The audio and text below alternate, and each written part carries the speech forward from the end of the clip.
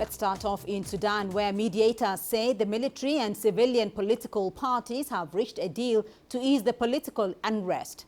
As a result of the agreement, the military plans to reinstate ousted Prime Minister Abdalla Hamdok, who was placed under house arrest since the military takeover on October the 25th. Fadla Burma Nasir, the head of the Umma party, confirmed the deal.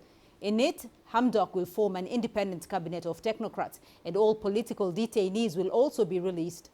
On Sunday, the Sovereign Council will hold an urgent meeting to discuss and formally announce the details of the deal. The developments follow weeks of anti-military protests in which at least 40 people have been killed. Well, CGTN's Naba Mohiden is following those developments from the capital, Khartoum. Naba, what do we know about the deal? Thanks, Beatrice. The deal came after internal efforts between different political bodies inside Sudan and some unions and some independent people like professors of universities and a lot of unions. So the deal is to make a middle solution between the political forces and between the military.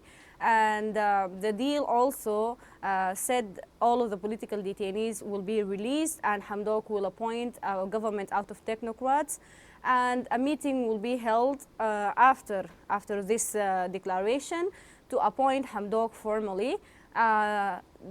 It came after a lot of protests and a lot of anger against the military unilateral decision, but also it's excluding the FFC forces, which is Freedom and Change forces, that the umbrella that back the protests against al-Bashir. So the deal, it seems to be like made by internal efforts and internal initiatives to make a solution for the political crisis Sudan is witnessing for almost a month. So, Naba, what do we expect though in the coming days? Because how soon can we expect to see this deal being implemented?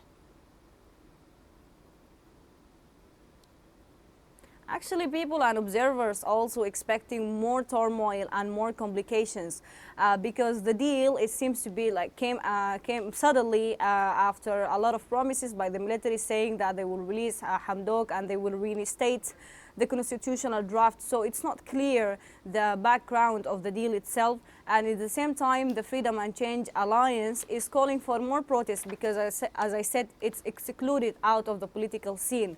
So we may see more turmoil and more protests. In the same side or in another hand, the protesters say reinstating Abdalla Hamdok alone is not enough.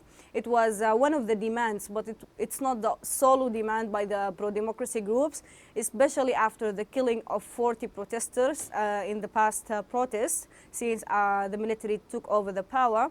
Now the demands are about justice, are about investigations, are about adhering the constitutional draft, and about the punishment for the people who killed the protesters, and about excluding the military out of the political scene, and and completing the path for the democratic change without the military interfering in the political scene. This is the demands of the protesters. So with the absence of those demands by Freedom and Change Alliance and protesters, we will see more protests and more tensions because protesters and Freedom and Change Alliance are very big blocks and are affecting the street and affecting the political scene in the country. Naba Mohiden joining us there from Khartoum. Thank you.